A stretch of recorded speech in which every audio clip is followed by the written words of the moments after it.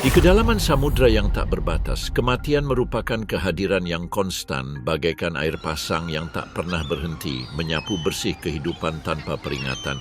Di bawah airnya yang tak henti-hentinya, kehidupan harus dibayar dengan harga yang sangat mahal. Hewan tidak menua dengan damai atau mengenal masa damai yang panjang. Beberapa lahir, dan dalam hitungan jam mereka sudah dimangsa. Lautan tak mengenal jeda. Tekanannya terus meningkat seiring kedalaman, suhunya bisa turun hingga tingkat yang mematikan dan kesunyiannya menyembunyikan para pemburu paling kejam di planet ini. Hiu putih besar, cumi-cumi raksasa, dan parimanta menunjukkan kekejaman yang tiada henti. Mereka menguntit, memojokkan, melahap, dan memusnahkan tanpa ampun. Namun di antara semua pemburu ini, ada satu yang jauh melampaui yang lain, orca. Ukurannya yang sangat besar, rahangnya yang mampu mematahkan tulang, dan kecepatan sirip ekornya yang luar biasa membuatnya menjadi pemburu yang hampir tak terkalahkan. Namun, orca tidak terbatas pada kekuatan fisik. Mereka ahli strategi, arsitek rasa takut. Dengan otak yang sangat berkembang untuk ukuran mamalia laut, mereka mengordinasikan gerakan mereka secara diam-diam, dengan presisi yang mengubah perburuan menjadi sebuah seni. Kecerdasan dan kemampuan beradaptasi ini memungkinkan mereka menaklukkan seluruh samudra di dunia. Mereka mendiami segalanya, mulai dari perairan es Arktik hingga terumbu karang hangat Pasifik, dari pesisir liar Amerika Selatan hingga es abadi Antartika. Distribusi yang luas ini tercermin dalam keanekaragaman yang luar biasa. Ada lebih dari 10 subtipe orca, masing-masing dengan gaya berburu yang disesuaikan dengan lingkungan dan mangsa lokalnya. Beberapa berspesialisasi dalam berburu hiu, yang lain dalam memburu ikan berkelompok, dan yang paling berbahaya menyerang mamalia laut.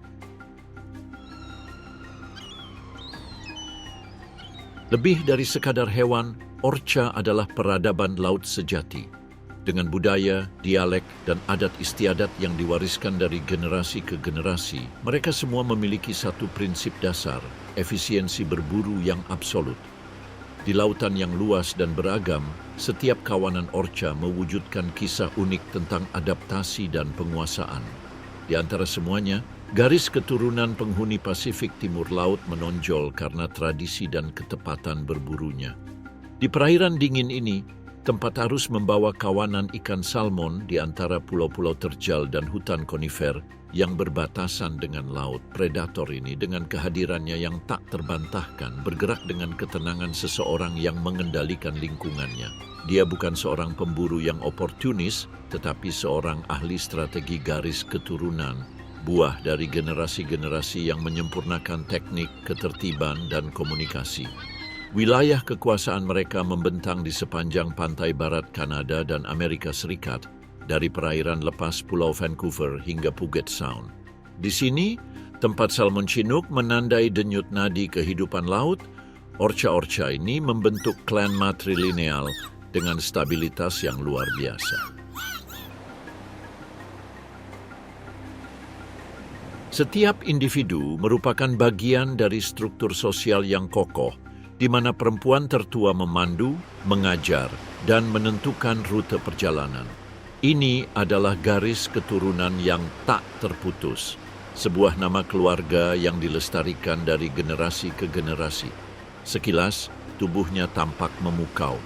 Kulit hitam putihnya bukan sekadar estetika. Ia adalah perisai visual yang dibentuk oleh evolusi. Sisi putih, oval terang di atas mata, bintik ventral. Semuanya merespons logika kamuflase yang mengganggu. Dari bawah, perutnya yang putih menyatu dengan cahaya langit. Dari atas, punggungnya yang gelap menyatu dengan bayangan dasar laut. Dengan demikian, meski tubuhnya lebih dari 8 meter panjangnya, ia dapat menghilang di perairan hijau selat tersebut. Namun yang pertama kali membuat Anda terpesona adalah kulitnya. Permukaannya yang halus dan berkilau, seolah dipoles oleh air laut itu sendiri. Tekstur sempurna ini meminimalkan gesekan dengan air. Lapisan demi lapisan sel epidermis menghasilkan perisai hidrodinamik yang memungkinkannya mencapai kecepatan lebih dari 60 km per jam tanpa kehilangan stabilitas. Setiap gerakannya terasa seperti operasi bedah, setiap belokan diantisipasi oleh otot-otot yang luar biasa dan ekor yang dahsyat. Dengan satu dorongan, otot yang rata dan kuat itu dapat mendorongnya seperti torpedo, mematahkan tulang dengan cambukan, atau mengubah arah dalam sepersekian detik. Namun, terlepas dari keberadaannya di air, ada sesuatu yang mengkhianati asal-usul aslinya. Setiap beberapa menit, orca muncul ke permukaan dengan pukulan yang kuat. Handshak.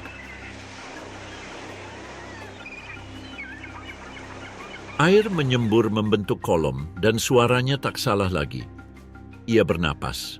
Karena ia bukan ikan. Ia tak punya insang.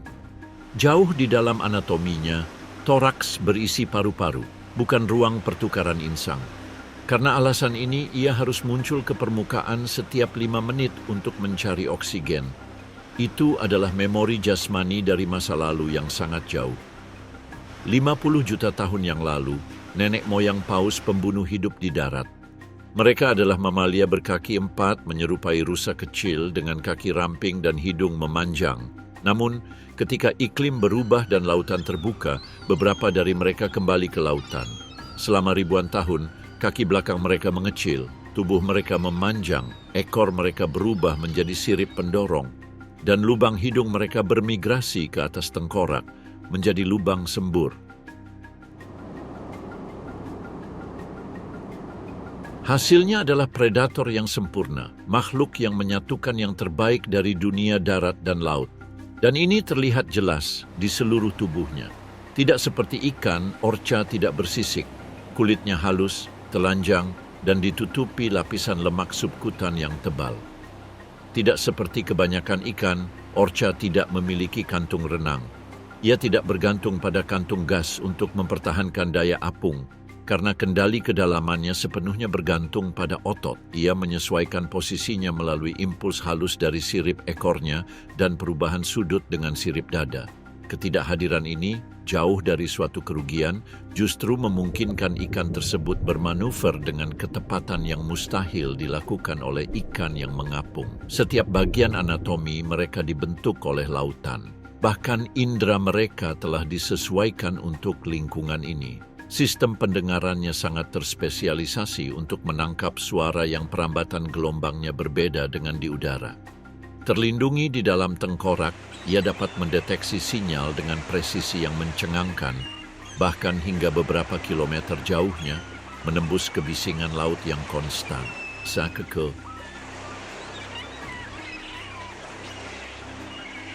Selain pendengaran pasif, orca memiliki alat yang bahkan lebih canggih, ekolokasi. Dengan memancarkan serangkaian bunyi klik dan denyut suara yang merambat melalui air, mesin pemburu ini membangun peta akustik lingkungan sekitar mereka. Saat suara-suara ini memantul dari benda, batu, atau mangsa, suara tersebut kembali dalam bentuk gema yang ditafsirkan oleh orca dengan sangat tepat. Kemampuan ini memungkinkannya mendeteksi bentuk, ukuran, jarak, dan pergerakan lingkungan sekitarnya, bahkan di perairan yang gelap atau keruh di mana penglihatan tidak berguna. Berkat ekolokasi, ia dapat melacak mangsanya, menghindari rintangan, dan berkoordinasi dengan anggota kelompok lainnya dalam manuver berburu. Dalam luasnya dan kompleksitas lautan, penglihatan yang baik seperti ini merupakan keunggulan yang menentukan yang mengubah orca menjadi predator yang sangat efektif dan mudah beradaptasi. Namun dari semua sifat khusus yang dimiliki orca, hal yang paling mengejutkan ada di dalamnya, otaknya. Orca memiliki neokorteks yang menyaingi kompleksitas primata besar. Wilayah otak ini yang pada manusia mengatur memori, bahasa, penalaran, dan empati sangat berkembang pada orca. Mereka berkomunikasi melalui vokalisasi unik yang bervariasi antara klan dan juga menyampaikan perilaku budaya, strategi berburu, rute migrasi, dan bentuk interaksi sosial yang kompleks. Mereka tidak belajar hanya dengan naluri, seperti hiu yang mengulangi pola serangan sejak lahir, atau seperti ikan yang lari berbondong-bondong saat ada bayangan sekecil apapun.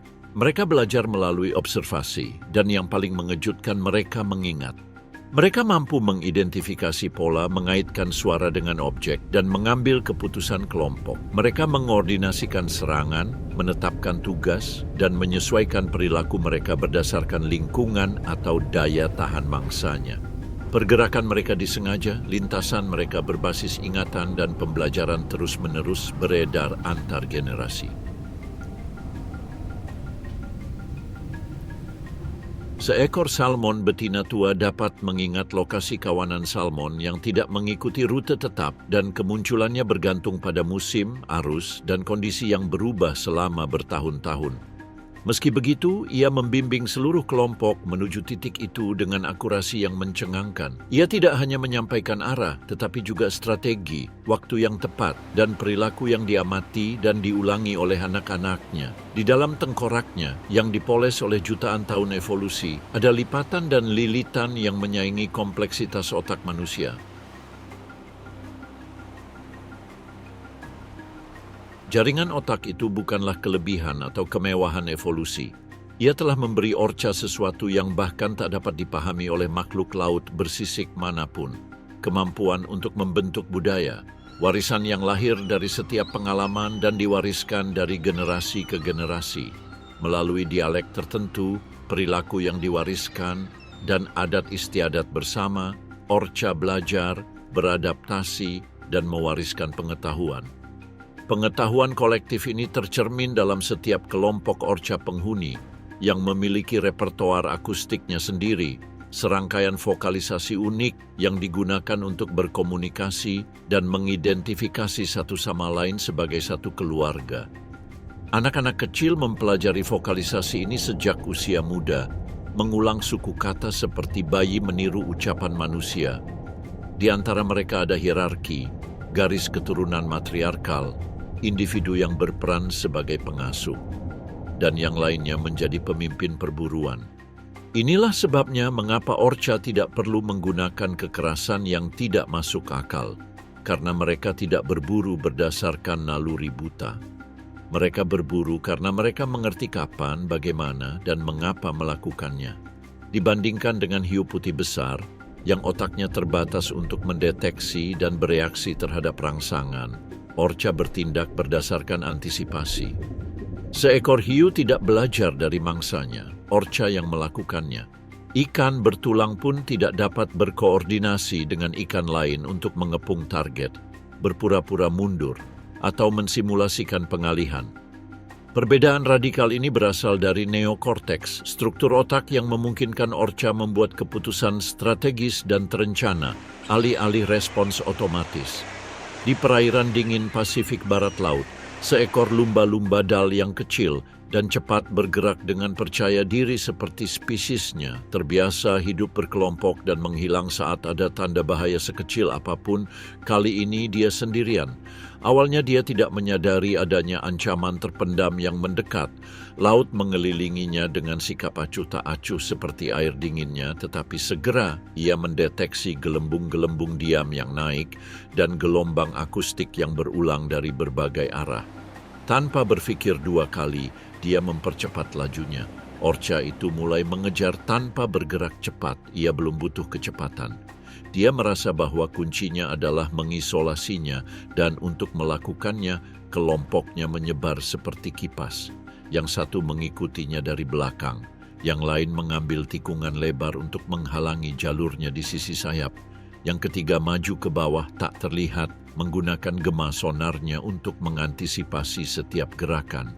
Tak ada kekacauan, tak ada raungan, tak ada kekerasan mendadak, semuanya perhitungan. Lumba-lumba itu berubah arah, air di sekitarnya menebal seolah-olah ia terperangkap.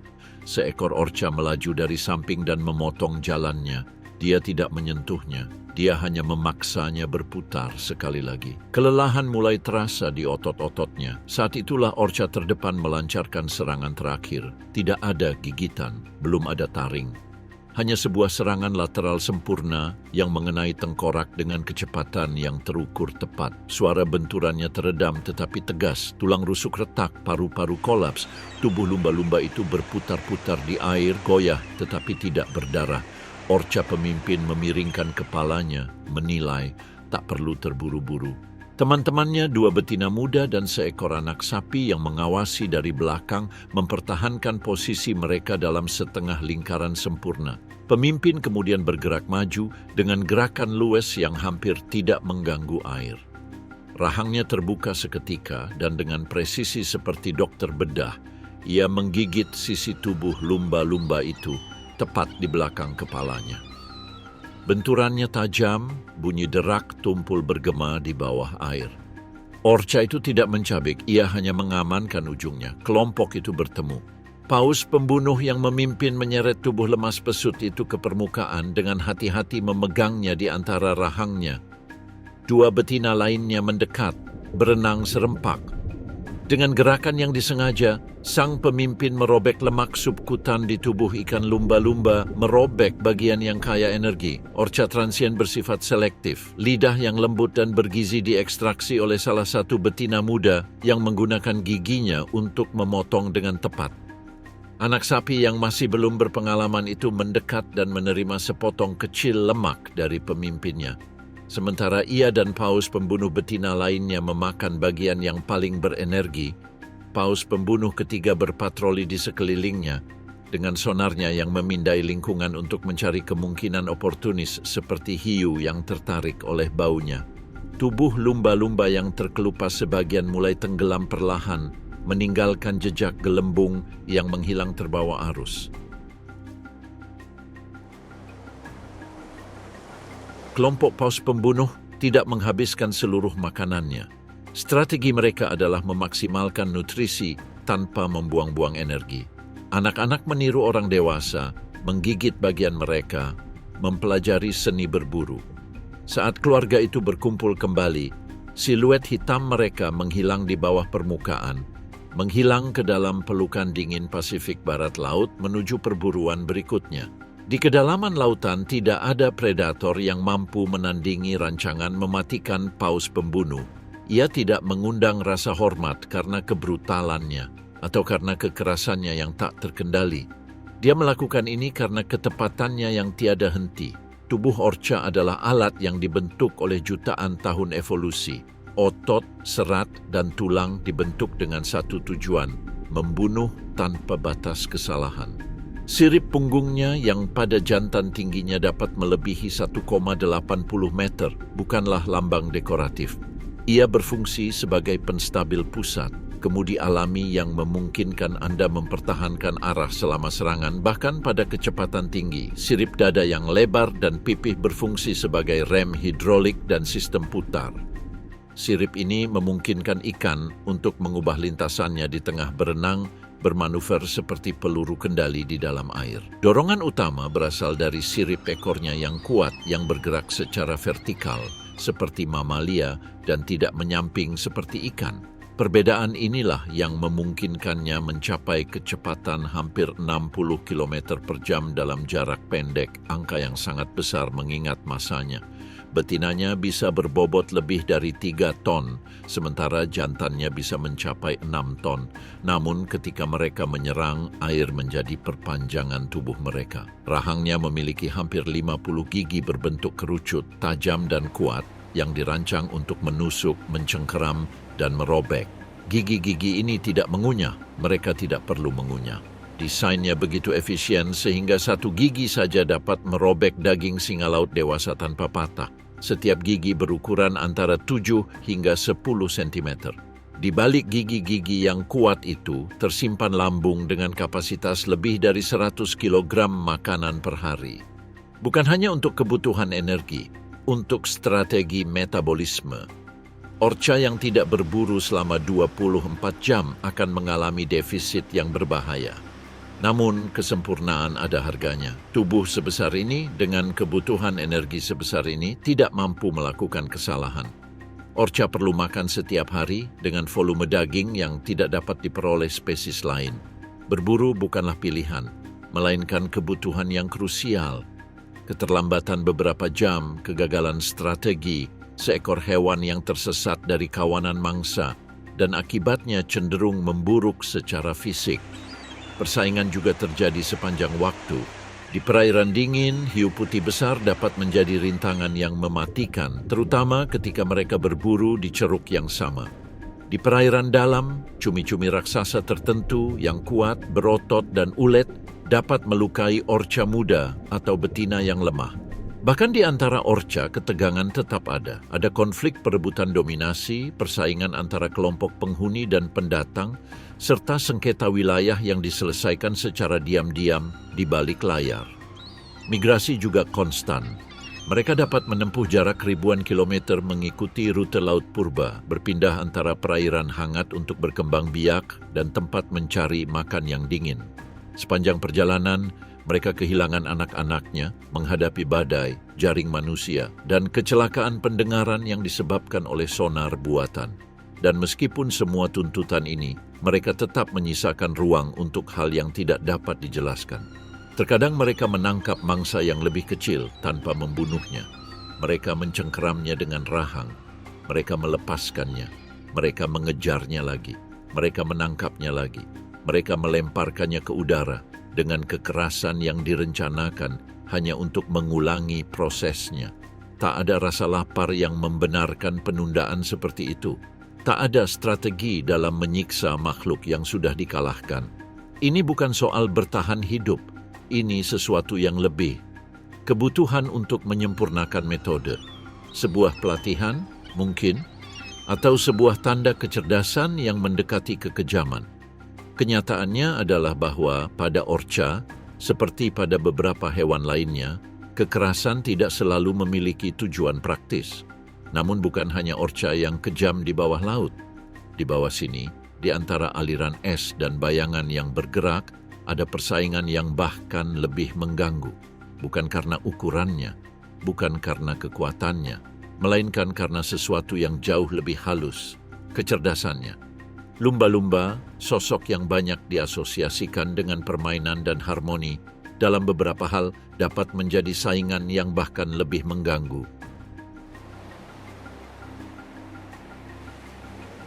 Di balik senyum, yang tampak itu tersembunyi seekor predator yang licik dan tak kenal ampun, yang mampu melakukan tindakan kekerasan yang bahkan orca pun tidak sempat merencanakannya. Reputasi publiknya mengkhianatinya. Karena jauh di lubuk hatinya, cetacea ini berbagi lebih banyak hal dengan kerabatnya yang pembunuh daripada yang mungkin ditunjukkan oleh penampilannya. Seperti orca, lumba-lumba adalah mamalia laut yang merupakan keturunan dari makhluk darat. Keduanya berevolusi dari nenek moyang ungulata, kemungkinan mirip dengan kuda Nil modern, yang memulai proses kembalinya ke laut yang tak dapat diubah lagi lebih dari 50 juta tahun yang lalu. Catatan fosil menunjukkan tahap transisi yang menarik. Hewan dengan anggota tubuh yang merupakan peralihan antara sirip dan kaki, tengkorak yang masih beradaptasi dengan daratan kering tetapi dengan mata yang mulai dapat melihat di bawah air. Adaptasinya begitu mendalam sehingga kini tak ada jalan kembali.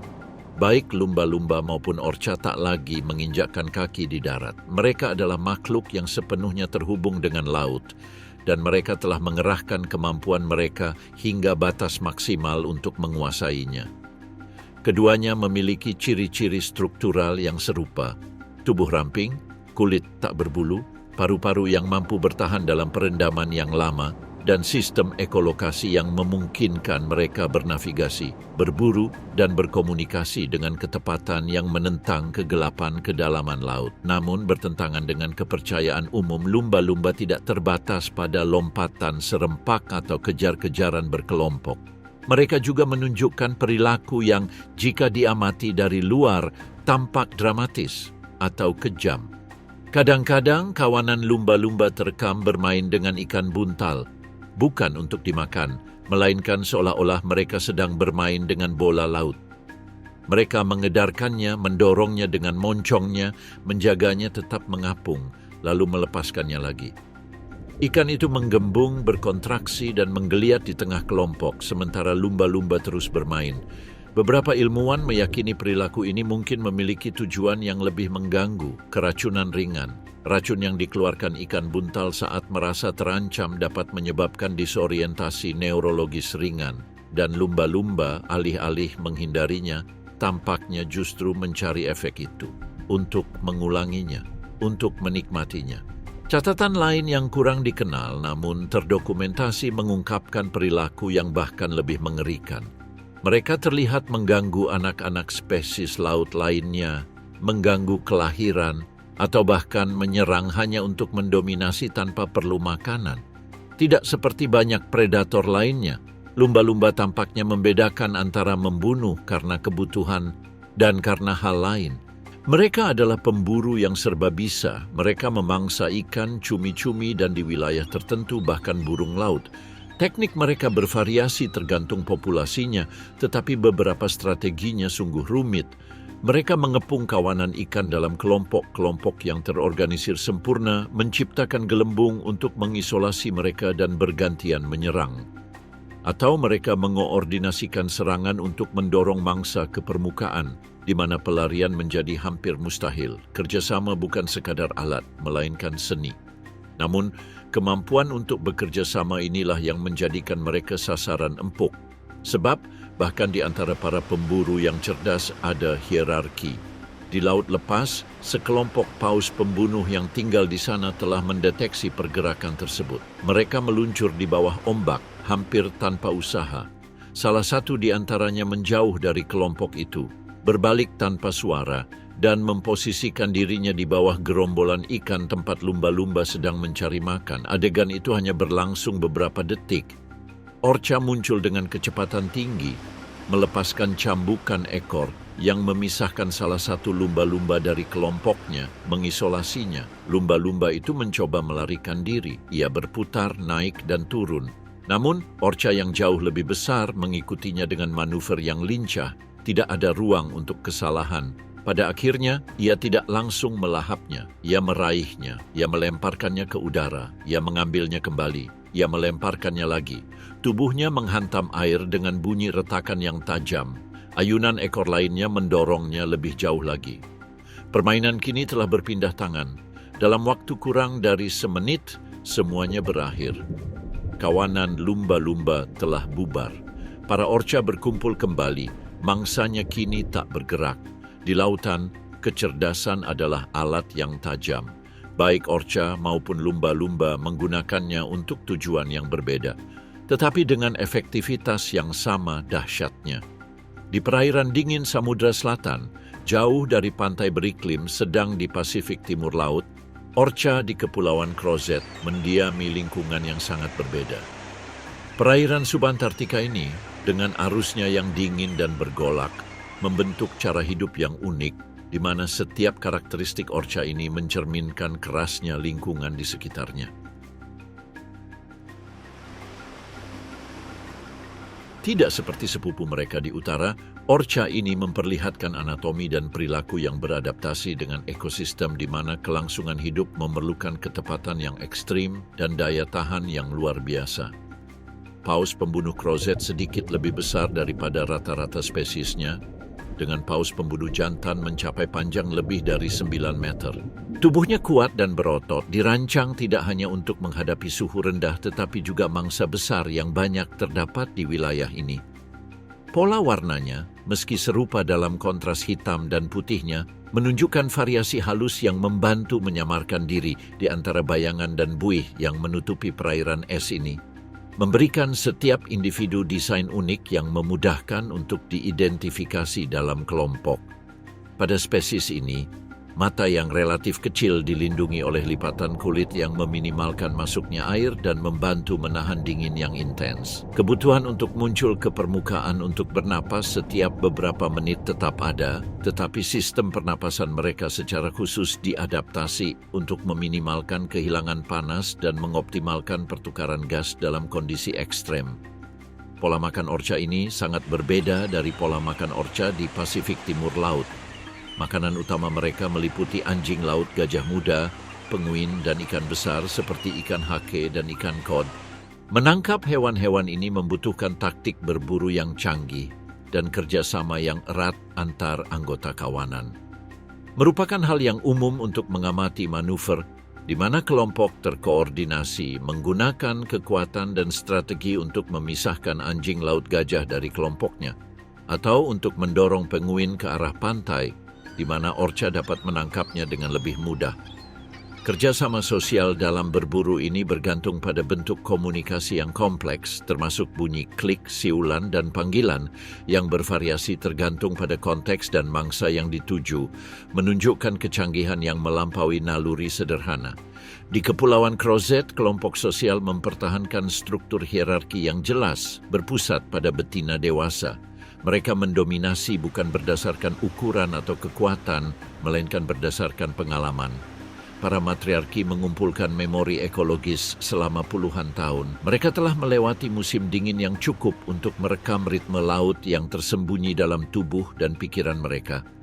Mereka mengenali siklus arus yang tidak teratur, perubahan suhu air yang halus, dan migrasi anomali spesies tertentu. Mereka ingat persis kapan sekawanan ikan menyimpang dari jalurnya, atau ketika suatu daerah menjadi tidak subur karena kehadiran pesaing. Pengetahuan ini tidak tertulis atau terkode dalam gen. Pengetahuan ini diwariskan melalui observasi dan pengulangan. Ini bagaikan peta mental lautan yang terbentuk selama bertahun-tahun pengalaman langsung. Dan di lingkungan yang tidak menjamin ketersediaan makanan, ingatan tersebut dapat mengarahkan kelompok tersebut ke arah salmon ketika yang lain sudah menyerah, atau menghindari area di mana mangsa langka sebelum rasa lapar memastikannya. Komunikasi vokal memainkan peran mendasar dalam kohesi kelompok dengan dialek unik yang membedakan orca ini dari populasi global lainnya. Suara-suara ini tidak hanya berfungsi untuk mengordinasikan perburuan, tetapi juga untuk menjaga ikatan sosial dan menyampaikan informasi tentang wilayah dan sumber makanan. Adaptasi sosial dan komunikatif ini memungkinkan subspesies orca ini berkembang biak di lingkungan di mana persaingan dan iklim menguji ketahanan dan kelicikan mereka setiap hari. Perilaku reproduksi mereka juga menunjukkan kekhasan dengan periode perkembangbiakan yang bertepatan dengan kelimpahan mangsa musiman, sehingga menjamin peluang bertahan hidup yang lebih besar bagi keturunannya. Migrasi, meskipun tidak seluas populasi lain, ditandai oleh pergerakan menuju perairan yang lebih hangat selama bulan-bulan yang dingin, mencari area di mana ketersediaan makanan tetap stabil. Mobilitas terbatas ini memperkuat teritorialitas kelompok, menjadikan pertahanan wilayah dan persaingan sumber daya sebagai elemen konstan dalam perilaku mereka. Meskipun karakteristik ini menentukan gaya hidup orca crozet, beberapa atribut fisik tetap menjadi bukti kemampuan predator mereka dan akan dibahas secara rinci di bagian selanjutnya. Kombinasi kekuatan, kecepatan, dan adaptasi morfologi menjadikan orca ini salah satu yang paling ganas dan efektif di Samudra Selatan. Di perairan sekitar Kepulauan Crozet, tempat arus dingin dari Samudra Selatan bertemu dengan angin kencang dan laut yang ganas, orca menghadapi lingkungan yang menantang. Di sini, iklim yang keras dan badai yang sering terjadi membentuk ekosistem yang dinamis, di mana kekuatan angin dan pasang surut yang tiada henti menentukan sebagian besar kehidupan laut. Ombak menghantam pantai yang terjal, dan air yang gelap terus bergolak, menciptakan skenario di mana kelangsungan hidup bergantung pada adaptasi terus-menerus terhadap perubahan kondisi. Dalam konteks ini, orca tidak hanya harus menguasai perburuan, tetapi juga menghadapi tantangan dalam menavigasi laut yang jarang menawarkan ketenangan. Pergerakan pasang surut yang terus-menerus memengaruhi ketersediaan mangsa, dan badai memaksakan jeda yang mengharuskan ketahanan dan fleksibilitas. Perairan di sekitar Crozet merupakan tempat dengan kekayaan hayati yang besar, tetapi juga persaingan yang ketat di mana kemampuan untuk mengantisipasi dan beradaptasi terhadap variasi lingkungan menjadi sangat penting. Orca, sebagai spesies yang sangat sosial, menggunakan komunikasi kompleks yang sangat relevan di wilayah ini. Selama musim kawin, yang cenderung terjadi selama bulan-bulan dengan curah hujan yang lebih rendah, Burung-burung tersebut menunjukkan serangkaian sinyal suara dan visual untuk menarik pasangan yang cocok. Mereka mengeluarkan serangkaian bunyi klik dan siulan yang kompleks dengan pola yang unik, mengulanginya dalam nada yang bervariasi dalam frekuensi dan durasi. Vokalisasi ini berfungsi sebagai tanda akustik, dan beberapa di antaranya khusus digunakan untuk proses pacaran. Pada saat yang sama, mereka melakukan pertunjukan fisik, berenang menyamping, melompat vertikal, mengepakkan sirip ke permukaan, dan gerakan spiral di dekat calon pasangannya. Dalam beberapa kasus, pejantan melengkungkan tubuh, mengembangkan sirip dada, dan memposisikan diri di bawah betina, mengapung sejajar dengan gerakan yang tersinkronisasi. Tanda-tanda ini tidak hanya menunjukkan kesehatan dan kekuatan fisik, tetapi juga mengomunikasikan pengalaman, koordinasi, dan kompatibilitas budaya, kualitas yang dihargai dalam kelompok sosial Orca. Meskipun jantan bersaing untuk mendapatkan akses ke betina, mereka tidak sepenuhnya meninggalkan kelompok setelah reproduksi. Sebaliknya, struktur sosial yang kohesif dipertahankan di mana anak-anak menerima perawatan jangka panjang, terutama dari induknya, tetapi sesekali dengan dukungan dari anggota kelompok lainnya. Struktur ini mendukung kelangsungan hidup kaum muda dalam lingkungan di mana kemandirian dini akan menjadi risiko yang terlalu besar. Untuk memahami hal ini, cukup mengamati perkembangan anak paus Orca sejak jam-jam pertama kehidupannya. Setelah masa kehamilan yang bisa berlangsung lebih dari 17 bulan, seekor anak sapi lahir. Panjangnya hampir 2 meter dan beratnya lebih dari 180 kilogram. Saat lahir, bayi belum tahu cara tetap mengapung atau mengatur suhu tubuhnya. Ibunya lah yang dengan paksa mendorongnya ke permukaan agar ia bisa bernapas untuk pertama kalinya. Sejak saat itu, dia tidak akan meninggalkan sisinya selama berbulan-bulan. Anak sapi memakan susu kental dan berlemak yang memungkinkannya menambah berat badan dengan cepat dan mengembangkan lapisan pertama perlindungan termal. Namun tidak semuanya bersifat fisik. Setiap hari ia mengamati, belajar, dan menghafal. Gerakan-gerakannya yang canggung selaras dengan irama ibunya, yang membimbingnya dengan dorongan dan gerakan memutar yang lembut. Mengajarkan Anda berenang melawan arus, bergerak di antara orang dewasa, dan menafsirkan sinyal. Pengasuhan anak tidak hanya dibebankan kepada ibu. Perempuan lain dalam kelompok tersebut seperti saudara perempuan, bibi, dan anak yang lebih tua, berperan aktif dalam mengasuh mereka. Penguin itu bergerak zigzag, berputar, dan mencoba melarikan diri di antara bongkahan es yang terendam. Tetapi sang predator tidak membutuhkan manuver mendadak. Ia hanya menunggu saat yang tepat. Hanya dengan sekali tackle ke samping sudah cukup untuk menangkap mangsanya. Rahangnya mengatup menembus bulu, daging, dan tulang. Orca itu tidak menelannya. Ia perlahan naik ke permukaan. Tempat dua orca lain yang lebih kecil menunggu. Salah satu penguin mendekat dengan hati-hati. Penguin dewasa melepaskan penguin itu yang mengapung dengan wajah menghadap ke atas. Gadis muda itu menerimanya dengan moncongnya, meremasnya, melepaskannya, mengulangi gerakan itu. Akhirnya, setelah beberapa menit manipulasi, mangsanya dibagi di antara ketiganya. Ini latihan, sebuah ritual yang diwariskan turun-temurun. Tidak ada kesenangan, tidak ada belas kasihan. Hanya serangkaian tindakan yang, jika dijalankan secara efektif, menjamin kelangsungan hidup kelompok. Es kembali menutup retakannya, arus kembali ke ritme normalnya. Dan sementara betina lain mengulangi perjalanan yang sama setiap hari, di bawah permukaan, sang pemburu terus menunggu. Citra Orca di bawah es, yang menggambarkan seekor penguin menjadi tak lebih dari sekadar pusaran air berwarna putih dan merah. Bukan sekadar ekspresi tindakan predator.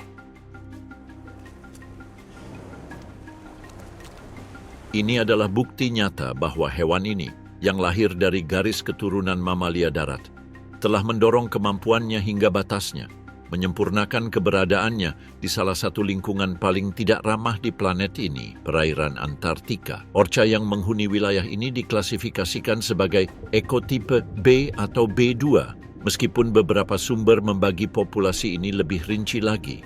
Kehadiran mereka bukanlah suatu kebetulan. Makhluk-makhluk ini tidak hanya bertahan hidup pada suhu -2 derajat Celcius. Mereka mendominasi suhu tersebut.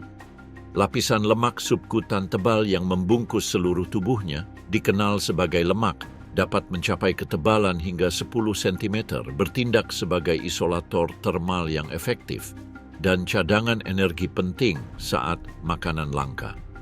Adaptasi ini tidak hanya membuat mereka tetap hidup, tetapi juga memungkinkan mereka bergerak dengan lincah dan menghemat energi selama penyelaman berkepanjangan di bawah es padat. Dibandingkan dengan orca lain dari garis lintang yang lebih sedang, individu Antartika cenderung lebih kuat.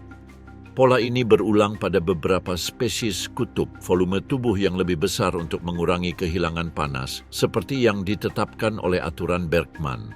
Beberapa pengukuran menunjukkan spesimen dapat dengan mudah melebihi 8 meter panjangnya, dengan berat yang dapat mencapai 7,5 ton. Angka-angka ini bukan sekadar angka. Angka-angka ini menunjukkan otot yang lebih padat, kapasitas paru-paru yang lebih besar, dan kekuatan berenang yang mampu membelah arus di bawah es, seolah-olah arus itu adalah sungai sederhana di permukaan. Pewarnaannya juga disesuaikan dengan lingkungan. Permukaan ventralnya yang putih bersih dan cerah bukan sekadar detail estetika. Dilihat dari bawah, permukaannya menyatu dengan cahaya yang menembus balok-balok es dan lapisan permukaan air. Di sisi lain, warna hitam di punggung mereka menyamarkan diri dengan kedalaman yang gelap. Pola bayangan ini memungkinkan mereka mendekati mangsanya tanpa terdeteksi, baik dari atas maupun bawah, memanfaatkan rendahnya visibilitas di Samudra Selatan. Sirip dada mereka yang lebih lebar dan berotot berfungsi sebagai kemudi yang pendek dan kuat, memberi mereka kemampuan manuver yang tepat di antara gumpalan es yang bergeser dan terowongan bawah air yang dibentuk oleh gunung es. Sirip punggung pada betina dan remaja cenderung lebih melengkung dan lebih rendah dibandingkan populasi lain. Kemungkinan untuk mengurangi resistensi termal saat terpapar udara beku dan mencegah radang dingin. Setiap lengkungan dan lipatan anatomi merespons kebutuhan spesifik. Metode berburu mereka juga tidak mengikuti pola tunggal. Untuk mangsa kecil dan sulit ditangkap seperti penguin, mereka mengandalkan kemampuan siluman mutlak, berenang di kedalaman tanpa ekolokasi hingga mangsanya terlihat. Kemudian mereka naik dengan percepatan brutal, memanfaatkan massa tubuh dan traksi hidrolik untuk menutup jarak dalam hitungan detik. Namun, tidak semua mangsa terbatas pada burung laut. Anjing laut, terutama anjing laut wedel dan anjing laut pemakan kepiting, merupakan target berkalori tinggi. Banyak di antara mereka beristirahat di atas lapisan es yang mengapung, dan dalam kasus khusus tersebut, orca Antartika mengorganisasikan diri mereka ke dalam kelompok. 1 atau 2 di antaranya memposisikan diri di bawah bongkahan es dan berenang dengan kecepatan tinggi, menghasilkan gelombang tekanan yang membalikkan platform dan melemparkan anjing laut itu ke dalam air. Jika hewan tersebut mencoba kembali, orca akan mengulangi manuver tersebut atau menunggu hingga kelelahan. Di lain waktu, salah satu orca akan memposisikan diri sebagai penghalang di permukaan, menghalangi jalur kembali, sementara rekan mereka menyerang dari sudut yang berlawanan. Ada catatan tentang orca yang tidak ragu untuk mendorong diri mereka keluar dari air, merangkak di atas bongkahan es rendah untuk menangkap mangsa yang mencoba melarikan diri. Perilaku yang sangat berisiko ini, mengingat ia melibatkan terdampar bahkan selama beberapa detik, hanya dapat dilakukan oleh makhluk yang memiliki pemahaman mendalam tentang biomekanika dan lingkungannya. Namun, kesulitannya nyata. Jarak pandang di beberapa wilayah bisa hampir nol selama musim dingin di belahan bumi selatan. Laut membeku, akses oksigen berkurang, dan jarak tempuh antara tempat makan dan berkembang biak menjadi lebih berbahaya. Mangsa bermigrasi atau turun ke kedalaman yang tak terjangkau. Bagi anak-anaknya yang lapisan lemak dan kapasitas paru-parunya belum sepenuhnya berkembang, lingkungan tersebut dapat mematikan. Para ibu harus terus-menerus menemani mereka, berbagi panas tubuh, dan mengajari mereka rute pernapasan di bawah es, menghafal celah-celah es, dan lokasi aman. Selain itu, Beberapa perburuan menjadi tidak terduga. Terkadang, mangsa melesat keluar dari air dan mendarat di lapisan es. Orca dapat mundur atau tidak.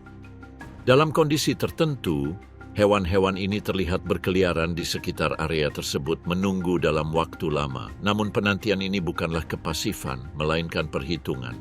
Orca memahami bahwa es tidak abadi dan perlawanan anjing laut tidaklah tak terbatas. Di bawah permukaan, ia berputar dalam lingkaran nyaris tak mengganggu ketenangan air. Terkadang menghilang selama beberapa menit, lalu muncul kembali. Tak pernah hilang sepenuhnya. Kehadiran mereka yang konstan merupakan suatu pesan. Jalan keluar adalah ilusi. Anjing laut itu yang awalnya tak bergerak, mulai bergerak. Napasnya semakin cepat. Es perlahan-lahan terpecah karena beratnya sendiri, terkikis oleh matahari, dan tertiup angin. Orca tak berdaya, tapi kehadirannya saja sudah melelahkan. Di kejauhan siripnya membelah permukaan, menguntit berubah menjadi tekanan. Karena Orca tidak perlu terburu-buru, ia telah belajar menunggu. Kesabaran ini bukan berarti menyerah, melainkan strategi. Kelelahan adalah bagian dari rencana.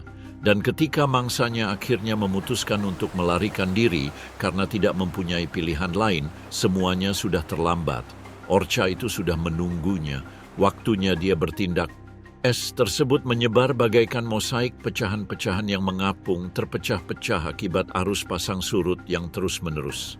Di ujung selatan planet ini, pantai Antartika menghilang menjadi cakrawala putih, tempat langit dan laut menyatu menjadi satu palet warna yang lembut. Udara padat, kering, dengan suhu yang turun beberapa derajat di bawah nol. Samudra Selatan yang dalam dan gelap bergerak perlahan di bawah tumpukan gunung es yang berderit setiap kali terjadi pergeseran kecil. Di sini keheningan tidaklah total, angin bersiul tanpa henti, dan es pecah menjadi gema tumpul. Di salah satu bongkahan es yang tidak beraturan ini, sekelompok kecil anjing laut gajah selatan berjumlah antara 4 dan 5 individu beristirahat dalam cahaya pucat tengah hari. Mamalia laut besar ini, yang merupakan ciri khas garis lintang selatan, beradaptasi dengan es dengan bulunya yang tebal dan tubuh besar yang secara efisien menahan panas. Mereka menemaninya, melindunginya dan bahkan merangsangnya dengan permainan yang mensimulasikan kejar-kejaran atau gerakan berkelompok. Struktur matrilineal ini menjamin pengasuhan bersama, di mana pengalaman para tetua diwariskan tanpa kekerasan atau isolasi. Dan di antara ajaran-ajaran diam itu, ada satu yang menonjol di atas semuanya, berburu. Orca muda tidak berpartisipasi dalam perburuan hingga berusia 8 tahun. Sebelum itu, ia mengamati. Ia mempelajari aturan, urutan, dan panggilan. Ia mengenali hierarki dan melatih peran. Kesabaran adalah bagian dari proses. Tidak ada urgensi. Yang ada adalah pelatihan. Oleh karena itu, pengasuhan anak merupakan proses kolektif dan jangka panjang, suatu ciri khas yang menyoroti kompleksitas sosial Orca ini. Tetapi bahkan di lingkungan terpencil ini, isolasi tidaklah mutlak. Pengaruh manusia juga meninggalkan jejaknya.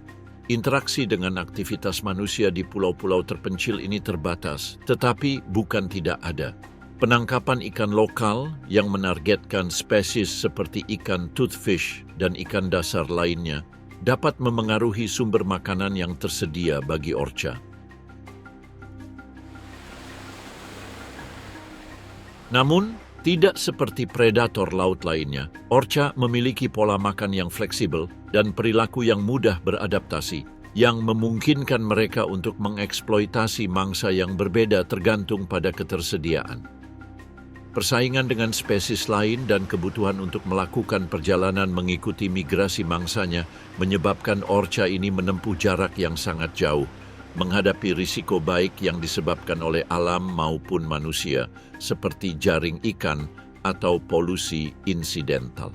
Adaptasi konstan ini, baik terhadap kondisi fisik lingkungan maupun interaksi dengan spesies lain dan manusia, memperkuat posisi Orca crozet sebagai predator puncak dalam ekosistem yang kompleks dan menantang. Kelangsungan garis keturunan mereka, ditambah dengan efektivitas strategi sosial dan reproduksi mereka, memastikan bahwa terlepas dari tantangan yang mereka hadapi dalam rutinitas harian, orca ini tetap menjadi salah satu predator lautan yang paling tangguh, baik dalam perilaku maupun dalam berbagai bentuk dan adaptasi yang telah mereka kembangkan. Namun, keragaman bentuk dan perilaku ini tidak terbatas pada hubungan sosial saja. Di seluruh lautan, paus pembunuh telah memunculkan berbagai ekotipe dengan karakteristik unik, hasil evolusi jutaan tahun dalam berbagai lingkungan dan kondisi. Keberagaman ini menanggapi proses spesialisasi yang rumit yang telah menghasilkan perbedaan mengejutkan dalam satu genre. Keberadaan begitu banyak spesies dan subspesies orca merupakan hasil dari proses evolusi yang kompleks, di mana adaptasi terhadap lingkungan yang sangat berbeda telah menghasilkan variasi yang nyata antar kelompok. Fenomena ini dikenal sebagai spesiasi adaptif, di mana populasi spesies yang sama bercabang dan mengembangkan sifat-sifat tertentu yang mengoptimalkan kelangsungan hidup mereka dalam kondisi tertentu. Dengan demikian, tidak hanya ukuran dan warna mereka yang dapat bervariasi, tetapi juga pola perburuan mereka. Di perairan beriklim sedang di Pasifik Barat Laut, orca penghuni perairan ini menunjukkan perilaku sosial yang sangat kohesif, dengan kelompok yang stabil dan rutinitas berburu salmon yang khusus. Berbeda dengan subspesies ini, orca transien meskipun berbagi wilayah, terorganisasi menjadi kelompok-kelompok kecil dan berburu mamalia laut menggunakan teknik berburu yang berbeda. Di sisi lain, orca yang menghuni pesisir Amerika Selatan, terutama di Chili, bagian selatan dan Argentina, menonjol karena teknik perburuannya yang unik, terdampar secara sengaja. Orca ini mendekati pantai dan menyelam ke pantai untuk menangkap anjing laut, menggunakan pengetahuan mereka tentang medan dan koordinasi yang tajam untuk kembali ke air dengan selamat. Spesialisasi ini mencerminkan adaptasi lokal yang secara jelas membedakannya dari subtipe lain. Variasinya bahkan meluas ke fisiologi. Beberapa orca mengembangkan sirip punggung yang lebih besar atau lebih kuat tergantung pada kondisi lingkungan dan kebutuhan termoregulasi.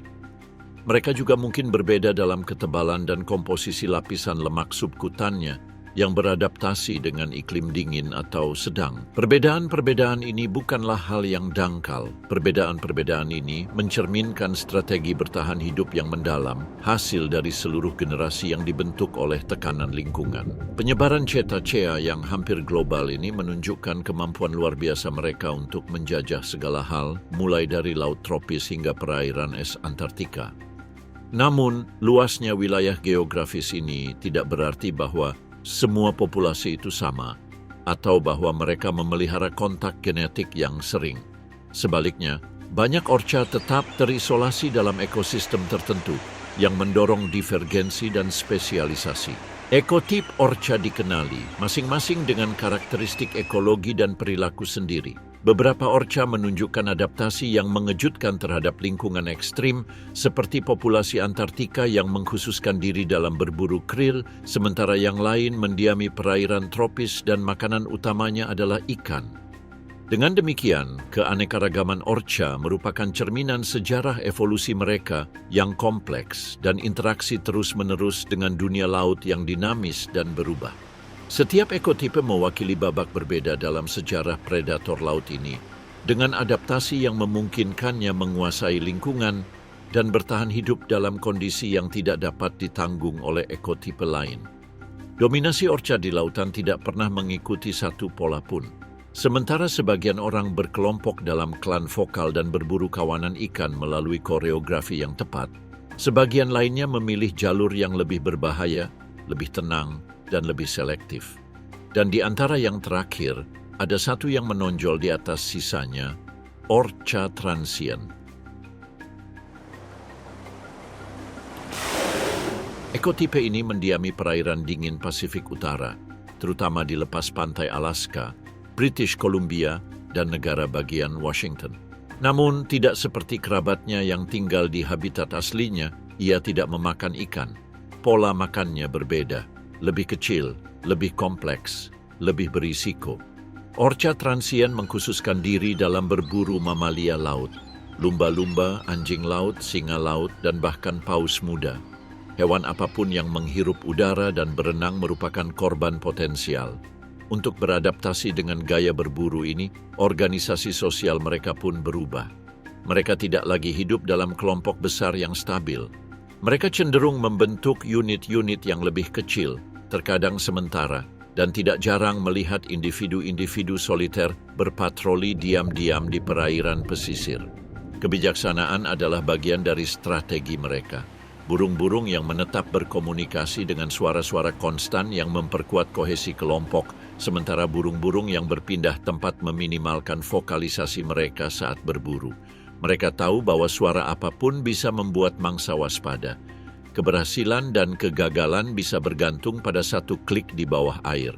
Beberapa berburu sendirian, bergerak perlahan, mengamati tebing, pantai berbatu, atau area tempat anak singa laut berkumpul tanpa perlindungan. Namun, yang lain berkelompok untuk melakukan manuver terkoordinasi, yang telah diamati di berbagai tempat seperti Afrika Selatan dan pesisir California. Dalam hal ini, kerjasama tim menunjukkan tingkat kecerdasan strategis yang jarang terlihat pada predator laut. Beberapa tindakan ini telah didokumentasikan secara rinci yang memungkinkan kita memahami tidak hanya efektivitasnya, tetapi juga logika taktis di baliknya. Di perairan Afrika Selatan, dua orca transien berpatroli berpasangan. Mereka mengidentifikasi seekor hiu putih besar dewasa. Alih-alih menyerangnya secara langsung, mereka mengamatinya, mengitarinya, dan akhirnya mendekatinya dari bawah, membalikkannya hingga telentang. Mereka kemudian menyebabkan kelumpuhan yang dikenal sebagai imobilitas tonik. Setelah hewan tersebut tak berdaya, mereka mengekstraksi hatinya dengan sangat akurat, membiarkan bagian tubuh lainnya tetap utuh. Alasannya murni biologis. Hati hiu adalah organ besar, syarat dengan lipid berdensitas tinggi, vitamin, dan nutrisi. Sebutir hati hiu saja bisa setara dengan cadangan energi yang sangat besar, cukup untuk memberi makan seekor orca dewasa selama berhari-hari. Itulah sebabnya sisa bangkainya diabaikan. Hal yang sama berlaku untuk mangsa selektif lainnya, jantung atau lidah paus yang lebih kecil, organ padat yang syarat nutrisi, juga diekstraksi dengan keahlian yang sama. Pola ini berulang dalam berbagai situasi. Di lepas pantai California Utara, ikan-ikan transien telah diamati mengabaikan kawanan besar ikan dan berfokus pada satu mangsa mamalia. Meskipun mangsa tersebut terlindungi dengan baik atau menimbulkan risiko yang cukup besar, ini bukan sekadar kesempatan, ini adalah cara hidup. Orca yang berpindah-pindah juga telah mengembangkan penggunaan kekuatan yang unik. Terkadang mereka tidak langsung membunuh, mereka mengganggu mangsanya, membuat mereka kelelahan. Mangsa yang terpojok mencoba melarikan diri ke perairan dangkal, tetapi orca menyeret mereka ke laut lepas, mencegah mereka menemukan tempat berlindung. Dalam pertemuan ini, kekerasannya tidak meledak-ledak, tetapi metodis. Kelompok tersebut bekerja sama tanpa bersuara, memberikan tekanan terus-menerus, selalu dengan rahang mereka siap memberikan pukulan terakhir. Masing-masing strategi ini membutuhkan lebih dari sekadar kekuatan. Ia menuntut kapasitas untuk observasi, pembelajaran, dan adaptasi yang berhubungan langsung dengan biologi Anda. Transien, seperti semua orca, memiliki neokorteks yang berkembang. Tetapi penggunaan neokorteks tersebut di lingkungan berisiko tinggi menunjukkan penyempurnaan perilaku yang lebih nyata. Mereka terus-menerus membuat keputusan, mengevaluasi rute, menganalisis pertahanan, dan berkomunikasi melalui sinyal minimal. Ini bukan perburuan impulsif, ini eksekusi yang logis. Perbedaan dengan orca lain tidak terbatas pada perilaku. Studi genetika terbaru mengungkapkan bahwa spesies transien cukup unik sehingga beberapa ilmuwan mengusulkan untuk mengklasifikasikan mereka sebagai subspesies terpisah. DNA mereka menunjukkan divergensi yang jelas akibat isolasi reproduksi yang berkepanjangan dan gaya hidup yang berbeda. Bahkan pola vokalisasi mereka ketika direkam tidak dikenali oleh orca lainnya. Dunia mereka terpisah, dan pemisahan ini juga tercermin dalam jenis hubungan yang mereka jalin satu sama lain. Tidak seperti Orca penghuni, yang ikatan kekeluargaannya berlangsung lama dan luas, Orca yang berpindah-pindah cenderung mempertahankan ikatan yang lebih fleksibel. Kemitraan dapat berlangsung selama berminggu-minggu atau bertahun-tahun, tetapi tidak permanen. Ini adalah struktur sosial yang beradaptasi terhadap kebutuhan untuk terus bergerak melacak area tempat mangsa berpindah lokasi, tempat makanan tidak stabil, dan peluang hanya muncul pada waktu-waktu tertentu dalam setahun. Yang membuat Orca transien begitu berbeda bukan hanya mangsanya atau wilayahnya, melainkan risiko yang bersedia diambilnya. Terserah pilihanmu untuk memburu sesuatu yang juga bisa menggigit, sesuatu yang juga bisa melarikan diri, sesuatu yang juga punya otak, strategi, dan bahkan komunitas. Ini permainan pemburu lawan pemburu, perang taktik, dan di medan itu, paus pembunuh yang berpindah-pindah itu tidak mundur. Udara tampak tidak bergerak di atas pantai Antartika. Di bawah langit putih tanpa bayangan atau cakrawala, bongkahan es muncul seperti pecahan bumi yang mengapung. Suhu mendekati titik beku, tetapi aktivitas berhenti. Di wilayah Laut Ross ini, salah satu konsentrasi penguin Adelie terbesar di dunia berkumpul hanya beberapa meter dari air. Sekitar 250.000 spesimen dikumpulkan dengan tujuan yang jelas untuk bereproduksi. Koloni terbentuk di tanah padat, tempat para pejantan membangun sarang batu dan kini menunggu kedatangan para betina. Dinamika ini sudah ada sejak lama, setiap pasangan bergantian peran. Hari ini giliran si betina, sementara si jantan menjaga telur, si betina harus pergi ke laut untuk mencari makanan. Jalannya dapat ditebak, tetapi keputusannya tidak, karena meskipun laut menawarkan mereka makanan, laut juga menyembunyikan salah satu predator terbesar di planet ini. Saat mencapai tepian lapisan es, si betina ragu-ragu sejenak saja, lalu dia menyelam. Suhu air hampir tidak naik di atas 0 derajat, tetapi tubuh Anda telah beradaptasi dengan kebrutalan tersebut. Ia mengepakkan sayapnya dengan penuh semangat, mengejar kawanan kecil ikan dan krill yang tersebar di arus es. Permukaan air menghilang di belakangnya, dan selama beberapa menit ia menyelami kesunyian cair yang mendominasi kedalaman ini.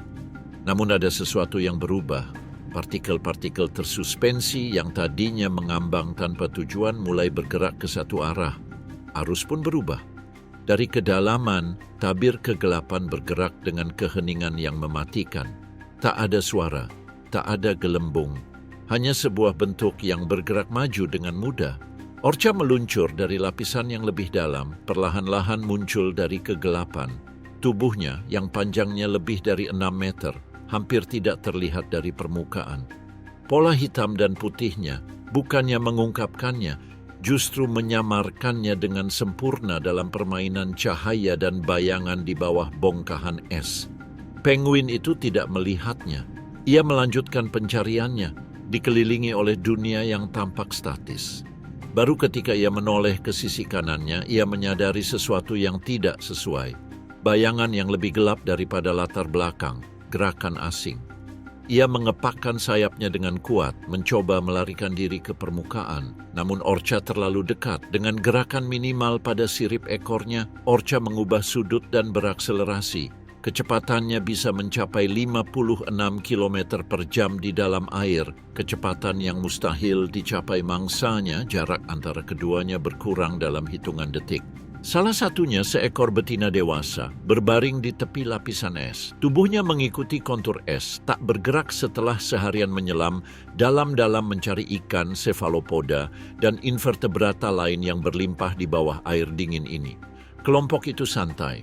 Beberapa orang dewasa mendengkur pelan, yang lain nyaris tak berkedip. Seekor bayi berguling di samping ibunya, meluncur kikuk di atas lapisan es.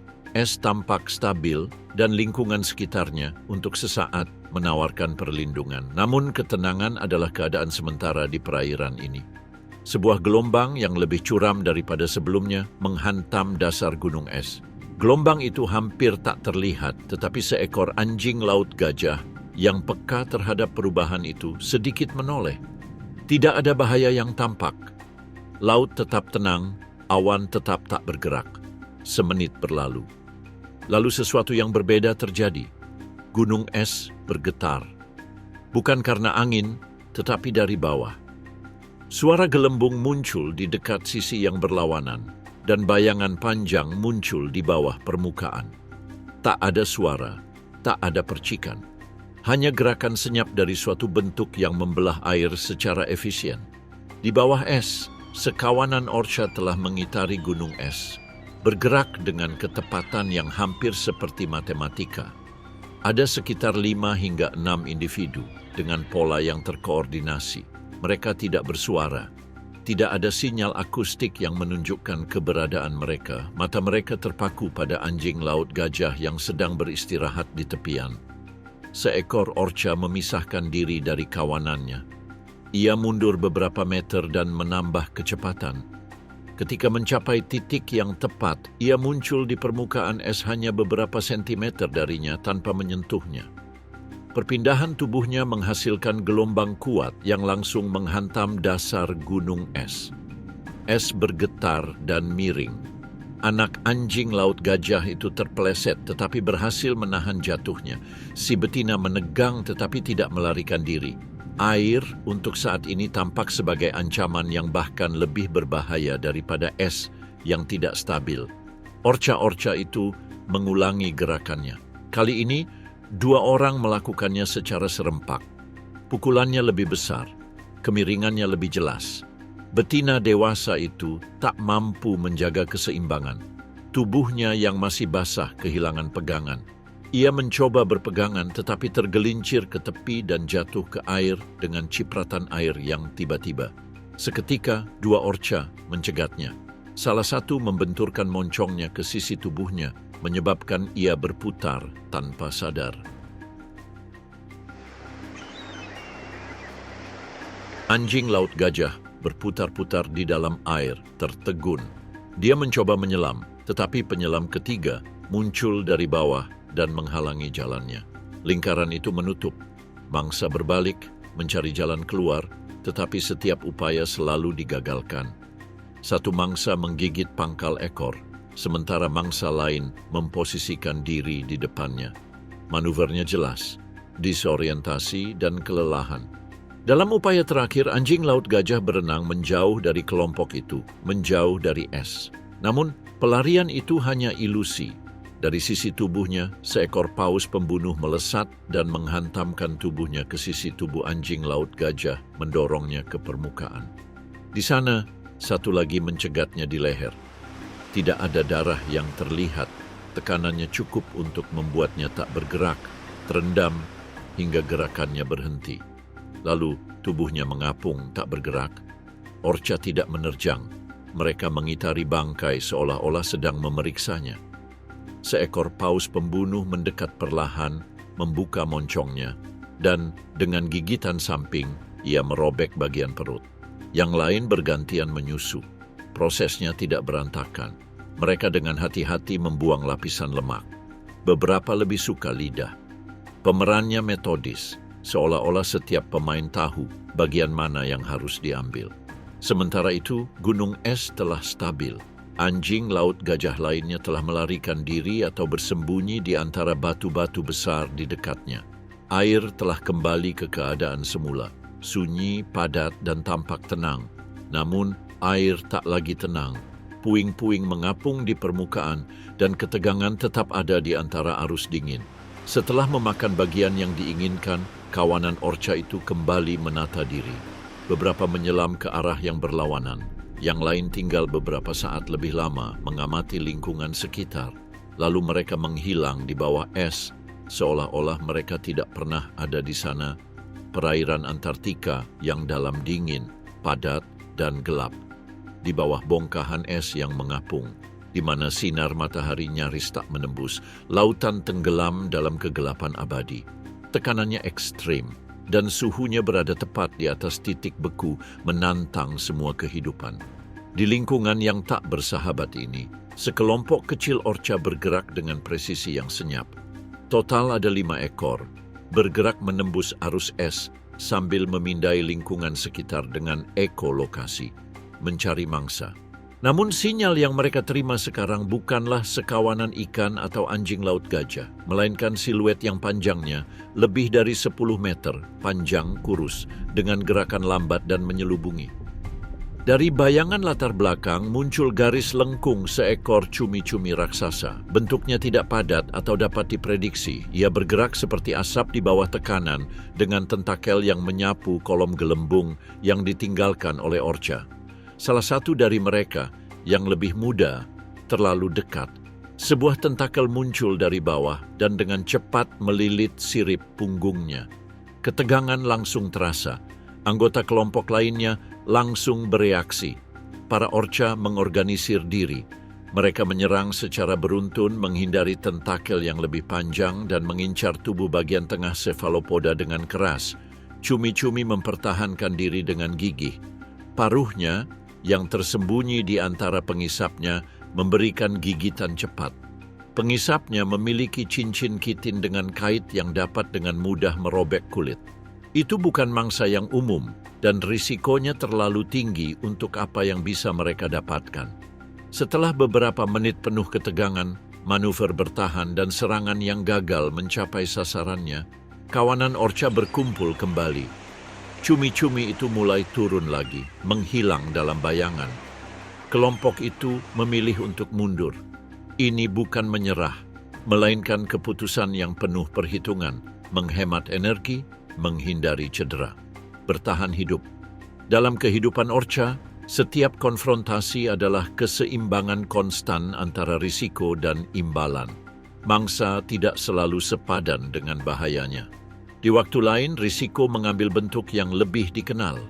Di daerah pinggiran paparan Antartika, tempat air mulai menghangat, kehadiran hiu putih besar hanya sesekali. Mereka bukan musuh langsung, tetapi merupakan pesaing bagi anjing laut dan mamalia laut lainnya. Hiu putih besar menyerang dari bawah hanya dengan satu serangan, sementara Orca mengandalkan kerjasama tim. Kedua spesies menganggap satu sama lain sebagai ancaman dan lebih suka menghindari konfrontasi langsung. Persaingan ini berlangsung diam-diam namun konstan. Di sisi lain, paus sperma menghadirkan tantangan yang sama sekali berbeda. Di perairan dalam, tempat mereka memakan cumi-cumi, mereka terkadang bertemu paus pembunuh. Ukuran mereka yang bisa 3 kali lipat ukuran Orca, dan kekuatan mereka, terutama di bagian ekor, menjadikan mereka target yang sulit. Jika seekor Orca terlalu dekat, paus sperma dapat menukik tajam, mencambuk dengan ekornya, atau bahkan membentuk lingkaran pertahanan dengan anggota kelompok lainnya. Orca, terutama yang memiliki anak, menghindari pertemuan semacam itu dengan segala cara. Namun, tak ada ancaman yang sekonstan lingkungan itu sendiri. Badai Antartika tak menampakkan diri secara halus. Angin menjadi dinding tak kasat mata, mengangkat salju bagai jarum, dan gumpalan es retak seolah-olah es itu terbelah dari dalam. Ombak yang didorong oleh hembusan angin berkecepatan lebih dari 100 km per jam menjadi tak terduga. Terbiasa berburu di permukaan dan menyelam dalam sinkronisasi sempurna, Orca harus mengubah strategi mereka untuk bertahan hidup dalam kondisi ekstrem ini. Jarak pandang berkurang hingga hampir nol, dan kelompok yang tidak terorganisir dapat dengan cepat bubar. Bagi anak-anak Orca, pemisahan ini berarti bahaya langsung. Ditambah lagi dengan pergerakan balok es yang konstan, saluran air dapat tertutup dalam hitungan menit jika dua massa es berubah arah. Terjebak di antara lempeng yang bergerak berarti tidak dapat bergerak, tidak ada kemungkinan untuk keluar. Meskipun mereka dapat menyelam, ruang antara gunung es tidak selalu memungkinkan untuk melakukan manuver yang lebar. Orca harus mengukur setiap gerakan dan menghitung arah arus dengan tepat untuk menghindari isolasi atau terdorong ke perairan buntu. Suhu air yang dapat turun hingga minus 1,8 derajat Celcius juga tidak berbahaya. Meskipun lemak tubuh Orca berfungsi sebagai insulasi, paparan berlebihan selama pengejaran yang berkepanjangan atau terperangkap dalam arus yang terlalu dingin dapat memengaruhi otot, oksigenasi, dan daya tanggap mereka. Di perairan ini, bahkan predator super pun harus mengatur energinya dengan hati-hati. Ancaman alami ini semakin diperparah oleh keberadaan manusia. Meskipun kontak antara orca dan manusia jarang terjadi di wilayah beriklim ekstrem ini, konsekuensi penangkapan ikan industri memang memengaruhi keseimbangan mereka. Pukat yang membentang ratusan meter dapat menimbulkan risiko terjeratnya spesimen yang masih muda atau yang sedang bingung. Lebih jauh lagi, ekstraksi ikan besar-besaran dari perairan subantartika dapat mengurangi ketersediaan makanan sehingga memaksa orca berenang lebih jauh atau mengambil risiko yang tidak perlu dalam pencarian mereka. Pada dekade sebelumnya, metode langsung bahkan digunakan, tombak, perangkap berumpan, atau jaring yang disengaja untuk menangkap individu. Meskipun praktik ini telah menurun, dampaknya masih terlihat di beberapa wilayah. Tapi bukan itu saja. Subspesies orca ini menghadapi salah satu risiko paling berbahaya di wilayah Kutub Selatan, terdampar secara tidak sengaja. Saat mengejar, orca mungkin melesat terlalu dekat ke pantai atau bongkahan es yang mengapung. Jika dasar laut dangkal atau jika es sedikit tenggelam karena beratnya, hewan tersebut dapat terperangkap. Bernapas menjadi sulit. Manuver untuk membebaskan diri membutuhkan kekuatan dan ketepatan. Dalam beberapa kasus, orca lain dalam kelompok mendekat, mendorong dengan tubuh mereka, bahkan bersuara dalam frekuensi tertentu.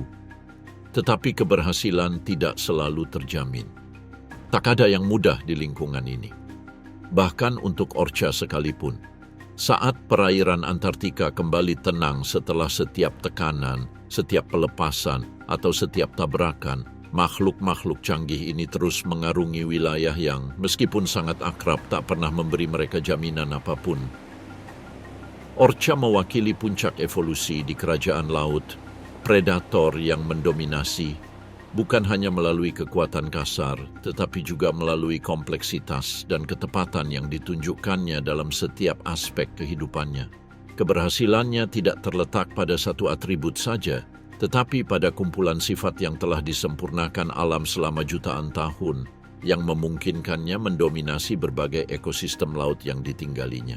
Hewan-hewan ini berkembang biak dengan sangat baik di berbagai lingkungan. Dari perairan tropis yang hangat hingga laut beriklim sedang, bahkan hamparan Antartika yang dingin, orca telah menemukan cara untuk beradaptasi dan berkembang biak. Masing-masing habitat ini memerlukan respons spesifik yang terwujud dalam perbedaan nyata antara ekotipe dan perilakunya. Mangsa mereka juga beragam, sama seperti habitatnya. Dari kawanan ikan yang menghuni perairan hangat hingga mamalia laut besar, termasuk anjing laut, lumba-lumba, dan paus muda, orca adalah predator generalis yang mampu menyerang makhluk apapun yang menghalangi jalannya. Di beberapa wilayah bahkan telah didokumentasikan mengalahkan hiu putih besar, lawan yang tangguh, dalam konfrontasi langsung. Kemampuan mereka untuk berburu secara terkoordinasi, menyesuaikan teknik mereka sesuai tujuan dan medan, mencerminkan tingkat kecerdasan dan organisasi yang hanya dapat ditandingi oleh beberapa spesies.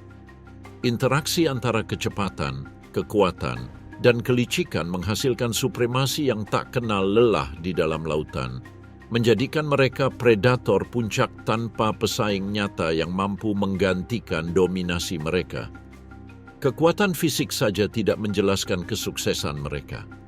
Kulit berpola kontras yang berfungsi sebagai kamuflase terhadap interaksi cahaya dan bayangan di laut, perkembangan strategi sosial dan komunikasi yang canggih, serta adaptasi fisiologis yang mengejutkan terhadap berbagai iklim ekstrem. Semuanya menunjukkan bahwa orca merupakan hasil dari proses evolusi yang terperinci dan multifaset.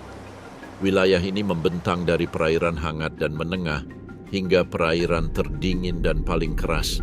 Tempat kehidupan itu sendiri merupakan pertempuran yang tak henti-hentinya. Di setiap lingkungan ini, orca telah berhasil menyesuaikan perilaku dan struktur sosial mereka agar tetap teguh sebagai penguasa laut yang tak terbantahkan. Variabilitas ukuran, teknik berburu, dan preferensi makanan di antara berbagai ekotipe menunjukkan bahwa tidak ada formula tunggal, melainkan serangkaian solusi adaptif yang merespons kondisi spesifik dan tantangan lokal. Hal ini meningkatkan kapasitas bertahan hidup mereka dan mengurangi persaingan internal. Keberhasilan Orca pada akhirnya merupakan penjumlahan dari faktor-faktor ini. Gabungan dari kecerdasan, kekuatan, adaptasi lingkungan, dan organisasi sosial kompleks yang tidak dapat ditandingi oleh spesies laut lainnya. Dengan demikian, Orca melanjutkan kekuasaannya atas lautan, sebuah bukti nyata akan fakta bahwa di alam, dominasi bukan sekadar masalah ukuran atau keganasan, tetapi lebih merupakan kesempurnaan terpadu yang memungkinkan pengendalian wilayah secara permanen dan efektif. Dalam dunia di mana kehidupan laut terus berubah, Orca tetap menjadi simbol evolusi yang efisien, makhluk yang dengan kebijaksanaan dan kekuatan mengamankan tempatnya di puncak rantai makanan.